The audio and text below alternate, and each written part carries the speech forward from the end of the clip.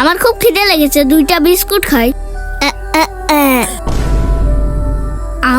আরে কি মজা।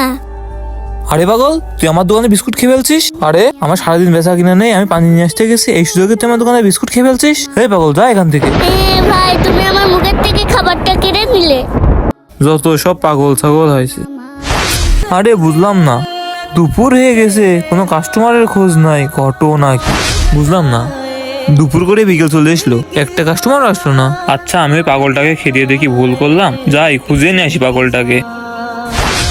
উফ, সারা গ্রাম খুঁজলাম, কোথাও তো পাগলটা নেই। যাই এদিকেই যাই, পাগলটার দিকেও থাকতে পারে। ভাইস্তে, তুমি আশেপাশে কোনো পাগলকে দেখেছো? পাগল? ও হ্যাঁ কাকা, ওইখানে একটা পাগল বসে আছে। আরে ওইখানে যে পাগলটা বসে আছে। এ পাগল শোন, তুই আমার হাতে চল, তুই যা খেতে চাস তোকে আমি তাই খাওয়াবো। না, আমি তোমার কাছে খাবোই না।